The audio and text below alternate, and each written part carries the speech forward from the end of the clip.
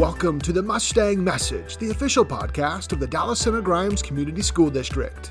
Thanks for checking out the Mustang Message, a podcast presented by the Dallas Center Grimes Community School District. Week 2 of the 2022-23 school year is getting close to complete, and exciting things are already happening. That includes here at Oakview. Today's featured guest is the new leader in this building, Oakview's new principal, Joan Cundiff. How has your year been going as Oakview's principal? It's been going pretty well so far. It feels a little bit like unicorns and rainbows. I feel like the students seem like they're having a really good time. The staff is amazing, and all the families that I've gotten to connect with so far have been so supportive and just amazing. I know you are a big believer in public education. You spent your career doing it. So how did you make your way over to Dallas Center Grimes and some of the stops along the way? Sure. So way long time ago, I was from Harlan, Iowa, super small town. Then I went to Drake University. From there, I moved out to California, where I worked at the Kern High School District. I was an English teacher, soccer coach, all the other things. Then I came back here to Des Moines Public because I wanted to be closer to family, where I was an English teacher and an instructional coach. And then I decided to get into admin, and I became an associate principal at Weeks Middle School. And then this job opened up, and I got to come here. Let's talk about this job. What enticed you to apply to become the Oakview principal? The sense of community. It's really neat to know that the community has the schools back and wants it to succeed and wants the students to do the best that they can because they want them to return. So it's just a really neat sense to know that there's still a homecoming parade and there are tons of kids at the football games and looking at the older kids to be those role models. And knowing that adults everywhere in the district care about the kids. It's been really fun to see what that care looks like. Let's talk about now your path to education. Why is public education the place you choose to live and work, essentially? Yeah, well, because education matters. It impacts absolutely everything. There is no job out there that doesn't require some level of education, and to know that we get to be a stop along the way on all of these kids' journey, and typically memorable ones, whether I get to be part of someone's journey, whether they remember me or the teachers or whatever. Like, I know that I got to be part of that, and it's really cool. It's a really, really fun answer. Awesome answer. Love it. Everything about it. Okay, so this building, we're here, first week of September. It still feels new to me. I'm sure it still feels new to you. What are some of your favorite parts about this building as you made your way around? Absolutely. Well, I love that it's square, so you don't ever actually get lost. But I love the collaboration spaces. Each pod has that ability to open the doors and just let kids talk to each other and collaborate. I also love the outdoor learning spaces. Yes. I have yet to work in a place that has defined outdoor learning spaces.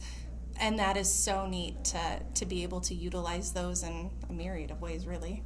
Full transparency for everybody listening, my wife is a teacher at Oakview. She teaches science, and we have this discussion frequently about kids that she comes home and just is like, I saw a light bulb click in this kid today, and it was the best feeling ever. So when we talk about 7th and 8th graders, what is about their education journey? What's important? What sticks out about what they are doing here in their big scheme of K-12 education? I love middle-level students because they're so weird, like delightfully weird, because they're still figuring themselves out. We get to help them learn about relationships, about friendships, about valuing other people's opinions, how to treat people the way they want to be treated, and not just thinking solely about themselves. And amongst all of that, it's, voices are changing, and they're finding their passion areas. Like when science teachers do a hands-on experiment, suddenly a kid now wants to be an engineer. Yeah. When a reading teacher shows this book, then suddenly there's this idea of like, oh my gosh, I could do that. So planting those small seeds along the way that we don't get to see until, 5-10 years later, but we know that when they come back, it's all worth it. Love it.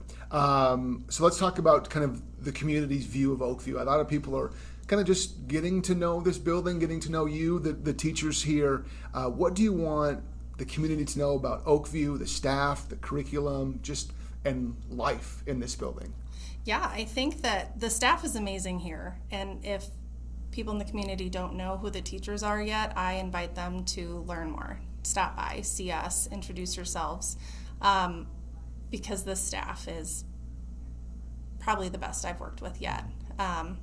And I think that the kids notice that the staff cares. I've even had a couple kids tell me, it really feels like that they care about me, which that's a win. Are you kidding huge me? Win. In the first 2 weeks of school, a student can tell me that they feel that they're cared for.